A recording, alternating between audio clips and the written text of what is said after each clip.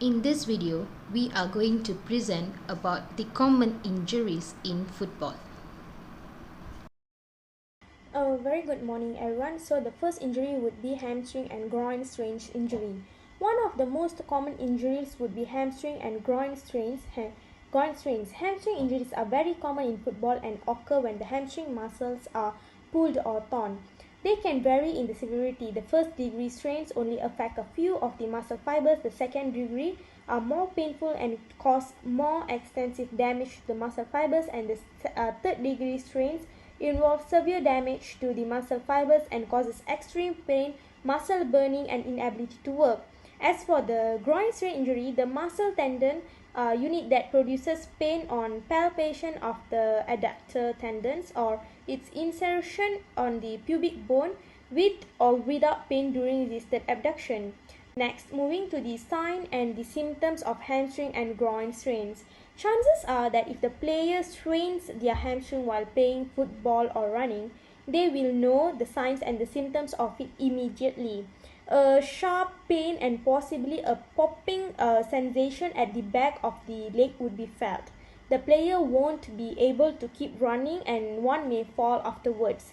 Moving to the groin strains. As for groin strains when playing football, the sign and symptoms would be the main one would be the pain and the tenderness in the inner thigh area. Other symptoms include bruising or swelling of the inner thigh pain when a person raises their legs or when a person opens or closes their legs also. Not only that, the groin or inner thigh may feel warmer than usual and muscles feel weak or tight. Limping or difficulty moving the leg also happens and may be one of the symptoms of it. The most suitable treatment that should be done for hamstring and groin strains. For the groin strains, luckily minor to moderate hamstring strains when playing football usually heals on their own. But one should just need to give them some time to heal. To speed the healing, some simple treatments can be done from home. The first is to rest the leg and avoid putting weights on the leg. If the pain is severe, one may need crutches until the pain goes away. For the injury on the groin strains, physical therapist or doctor may treat groin pain with simple exercises. Groin strains should be treated quickly, ideally in the first 24 to 48 hours after the injury. This is to reduce the swelling and the bleeding and to ease the pain in that area. Rest is often presented and the application of ice packs can be done to the area, and it's not recommended to be applied straightly to the skin as it can cause ice burns. An ice pack should be held on that area for from 15 to 20 minutes and ideally for every 2 hours. Wearing compression shorts or leggings can be worn, and it's a good way to heal the pain as well. The next one would be the prevention measures taken for the hamstring and groin strains. As hamstrings can be nasty injuries, athletes should work hard to avoid them. After all, healing a hamstring strain is much harder than preventing it actually. Some tips of preventing measures that can be taken of hamstring strains are like warming up and cooling down after the physical activity is done. Secondly, boost the intensity of physical activity slowly, which is not more than 10% increase a week. Stop exercising if any feel of pain in the back or thigh, and then stretch and strengthen hamstring as a prevention measure. Completing a thorough general body warm-up, which includes sport-specific muscle stretching as well as sport-specific skill drills, is very important. The best way to prevent groin strains is to avoid using the adductor muscle without proper training and preparation, especially if one plays football that's likely to cause groin strains. Make sure regularly stretch and strengthen the abductor muscles. Continue training throughout the year if possible. If taking a break from training, work back gradually to former level of activity to avoid straining muscles. Always warm up the leg and groin muscles before doing the physical activity. A light jog or other activities to increase body temperature have been shown to reduce the risk of muscle pain. Wear shoes with good support that fit well, and also stop exercising if you are feeling any pain or tightness in the groin or inside of the thigh. Do regularly strengthening exercises for the thigh muscles, especially if there had been a groin pull before. So I have already explained the prevention measures, the definition of the hamstring and groin muscles, and the ways to prevent them. Hopefully it's all the informations provided is good enough to actually prevent a hamstring and groin muscle pain injury. And thank you so much. So hi sir, I am Patricia. Okay, now we will move on to the shoulder dislocation injury in football. Okay, what is shoulder dislocation? The shoulder is the most mobile joint in the body. Because of this, it is also the joint at greatest risk for instability due to athletically induced trauma.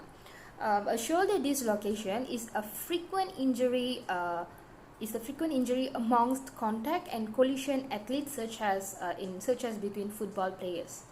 Normally, there is direct contact between the humerus. Humerus here means it's an arm bone, and glenoid. Glenoid is the shoulder socket. Okay, so the term dislocation implies a complete loss of contact between these two bones. Subluxation refers to the partial loss of contact between these bones. Shoulder dislocations occur when the humerus is forced out of the glenoid cavity. Usually, this happens following a fall on the outstretched arm, or when the arm is pulled awkwardly while in an overhead position, such as when a quarterback's throwing arm is blocked in its forward motion by a defensive player attempting to block the pass. When the shoulder dislocates, there is typically a tear of a structure known as a labrum. A labrum is known as lip in Latin. This cartilage lip surrounds the shoulder socket, and it aids in providing stability to an otherwise mobile joint.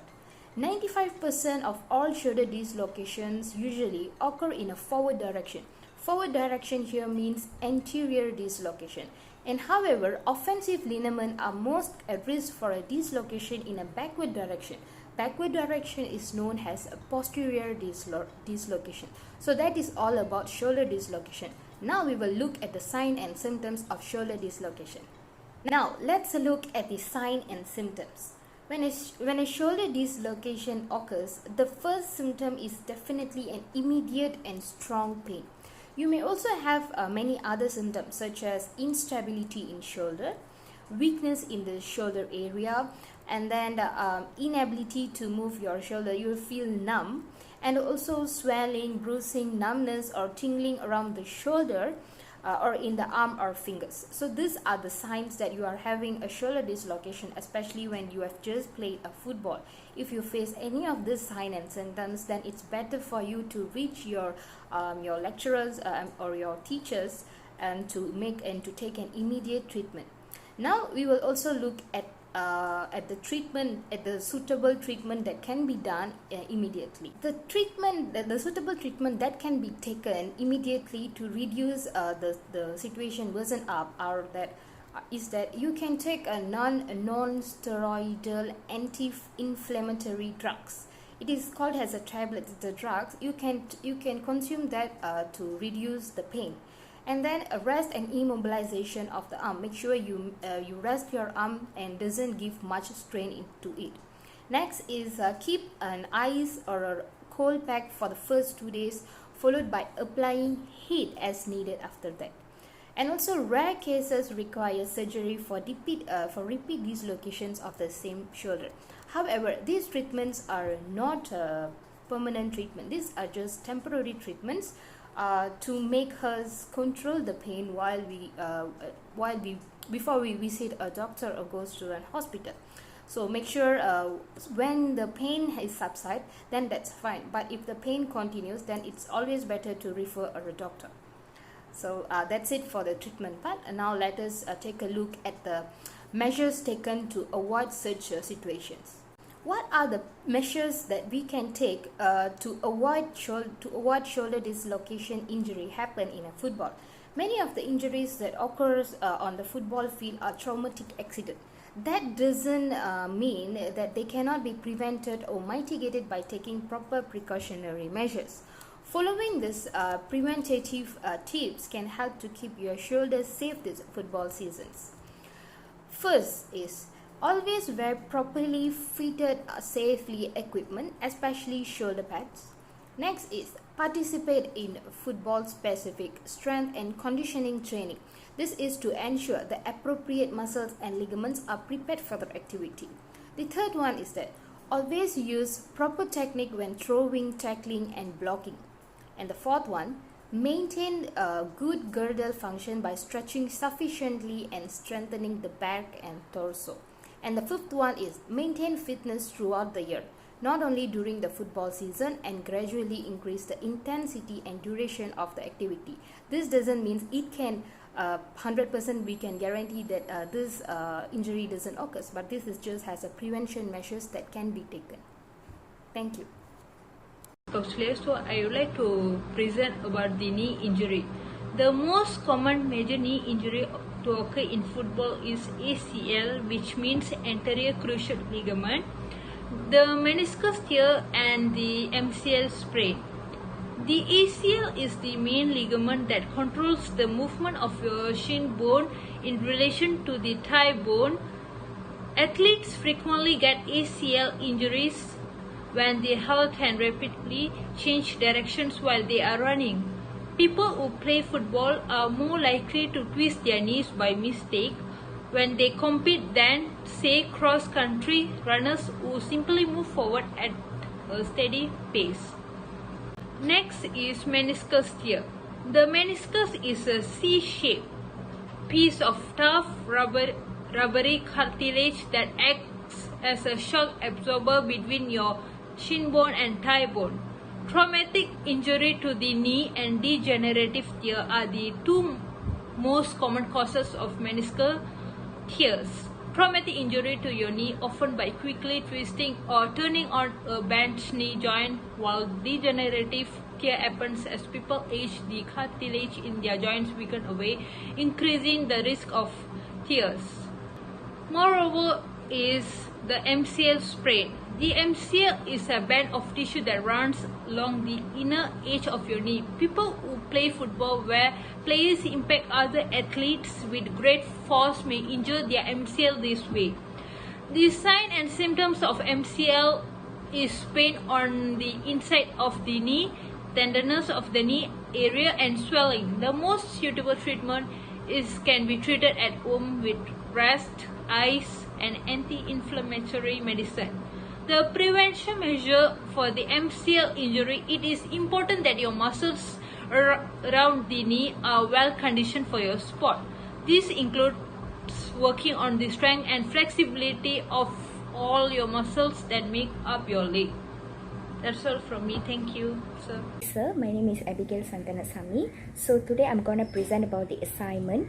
The sports chose was football and the injury I chose was ankle sprain, which is a very common injury that happens to all the footballers when playing. So first of all, I would like to present briefly on the details of the injury. An ankle sprain is a common acute injury, I would say, and it can occur as a result of playing so hardly, so vigorously, or simply taking a bad step off a curb. So an ankle sprain is a physical issue to the intense group of tissue that encompasses and interferes the bones of the leg to the foot. So the injury regularly happens when we coincidentally diversion our lower leg clumsily. So this can actually stretch or tear our tendons that hold our lower leg bones and the joints together. So an ankle sprain is actually regularly happens when the foot out of nowhere wins or rolls or compelling the lower leg joint out of its ordinary position. So during actual work, the lower leg might curve internal because of the starting development. so some enlarging or swelling also can happen because of the tears. Likewise, feels distress when place weight on the influenced region. So ligaments and veins may likewise be harmed because of the injury. So ankle sprain also ankle sprain injuries also can happen to anybody at whatever stage in life. Partaking in sports also can, or in any event wearing unseemly footwear would be able to cause this sort of injury as well. Next, I would talk about the sign and symptoms of ankle sprain. So, first sign is limited ability to move the ankle in more extreme injuries. So, patients will be unable to turn, twist or flex the foot. Weight-bearing exercises, for example, strolling may become troublesome or incomprehensible. So, furthermore, popping sound or sensation at the point when the injury happens, patients might hear or flee a fly as the tendon is extended or torn actually. So finally, intense pain at the time of the trauma. Instance of a serious injuries, when the ligaments to some degree are totally torn, the torment is unexpected and extreme enough to make patients stop whatever they are doing and become fixed. So yeah, there is also several suitable treatment for ankle sprain actually. There are two categories of treatment. Example, home treatment and also medical treatment. So ice is most likely to be the best treatment for home treatment. So put it on the lower leg to bring down bloodstream and help with enlarging redness and warmth. It can actually off the chance that it repeatedly becomes swollen or redness after a physical issue. So next is rest hold from harming the lower leg again, or putting weight on the tissue, a roasted tissue. So a support or brace can ease the heat of the joint actually. So for medical treatment, if the injury is extreme or isn't having a superior after outlook of 7 days, they might refer to a specialist. They might give a support or cast to keep their lower leg still. Okay. Finally, I would present about the suitable prevention measure to keep measure for ankle sprain. Is a sprained ankle is more likely to get hurt again. So what we can do is that to lower down the risk, we can actually keep our lower leg solid and adaptable. At the same time, we have to pick stable shoes that will help our lower leg. For an example, high top ball shoes. Then on the off chances that when we play a game, we should actually secure a powerless lower leg for additional help.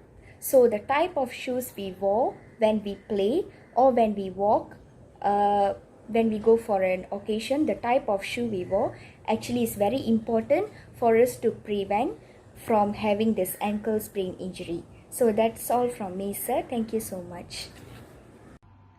Moving on to the next injury, which is the hand and wrist injury. With so many bones, ligaments, tendons and joints keeping hands and wrists working, there is ample of opportunity for the athletes, for the sports players to get injured. In fact, injuries to the hand and wrist are some of the most common ailments facing for the athletes. Approximately 25% of all sports-related injuries involve this hand and wrist injury. If managed properly, most athletes can expect their injury to heal without any significant long-term disability. Incidence is growing not only due to the competitive level, but also due to the activity level of the general population. Moving on to the next, we have the types of hand and wrist injury. The first one would be the jammed finger. The jammed finger refers to an injury that can result in a range of harm to your finger. And the next is mallet finger. Mallet finger is an injury to the tendon that straightens to the tip of the finger or your thumb. And the third one is the nail bed injury. Frequently they happen when your nails caught between two objects or hit by something overwhelming. And the fourth one is wrist bone fractured scaphoid. The most typical place for the scaphoid to break is in the waist. And the last one is the little league shoulder. The little league shoulder may be a term utilized to depict constant push to the physis of the proximal humerus of the pitches. Now let's look into the symptoms. The symptoms of the jammed finger causes swelling, trouble moving to the finger, and torment. The length of the swelling depends upon how extreme the damage is. When it comes to the mallet finger, you will feel the pain, delicacy, and swelling at the furthest joint quickly after the injury. Swelling and redness before long after the injury, inability to totally amplify the finger whereas still being able to move it with the help. And coming up to the next, which is the nail bed injury, you would feel the blood gets caught beneath your nail bed. And for the wrist bone fractured scaphoid, you would feel the swelling of the wrist after a drop or impact, and you will feel the loss of movement of the thumb or wrist. Wrist torment related with holding the hand or lifting the objects. The last one, which is the little league shoulder, you would feel the pain when you throw something and the soreness for a few days after overhead activities, and you would feel slower or less control when you throw something, and you will feel the swelling and tenderness around the upper arm or your shoulder. The next would be the treatment for all these injuries. Jammed finger, splinting or wrapping the finger, and you could rest the hand on a pad where the elbow is lower. For the mallet finger, you could clean the cut beneath running water for some minutes. At that point, wrap the finger with clean dressing or clean cloth. Apply ice to the harmed finger joint to diminish swelling and delicacy. When it comes to the nail bed injury, you might apply ice pack for around 20 minutes at a time, and you could elevate the harmed hand or foot, and you could apply tender compression to diminish any throbbing. And for the wrist bone fractured scaphoid, you could cast immobilization and surgical stabilization. And the last would be the little league shoulder. Treatment for small association bear is rest from tossing so that the development plate can recuperate. Last but not least, we have the suitable prevention measure for all the injuries. Firstly, you should maintain a strategic distance from wearing rings or other gyms whereas taking part in sports. Consider employing a closed clenched hand instead of an open hand for sport-specific abilities such as serving in volleyball or blocking in football. And thirdly, you should maintain a strategic distance from abused ligament wounds by restricting texting and gaming. And you should attempt thumb bracing for positions that require catching. This may give extra support. Lastly, you should inquire your athletic coach on the off chance that bracing or taping gently harmed fingers amid horn and diversions is prescribed for your particular damage. That's all from me. Thank you.